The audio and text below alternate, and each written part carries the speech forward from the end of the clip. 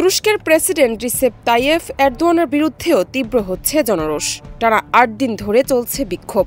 এবার রাজপথ থেকেই সরকার পতনের ডাক দিয়েছে তুরস্কের বিশ্ববিদ্যালয়ের শিক্ষার্থীরা।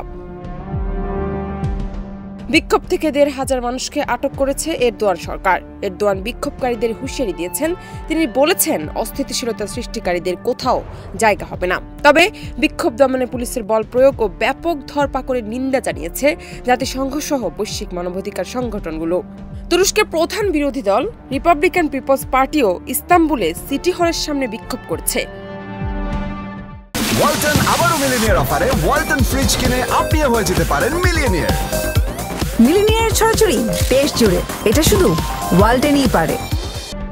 গত সপ্তাহে বুধবার ইমাম মুগলকে গ্রেফতার করা হলে তার সমর্থকেরা রাজপথে নামেন। শুরু হয় আন্দোলন।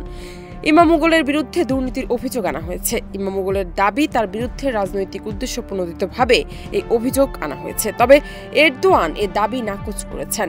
ইস্তাম্বুলের বিভিন্ন বিশ্ববিদ্যালয়ের শিক্ষার্থীরাও রাজপথে নেমেছেন। তারা সরকার পতনের দাবি জানান। ফলে এরদোয়ানের বিপদ বাড়ছে বলেই মনে করছেন রাজনৈতিক বিশ্লেষকরা। তারা মনে করছেন, পরিস্থিতি সামাল দিতে এরদোয়ানকে হিমশিম খেতে হবে।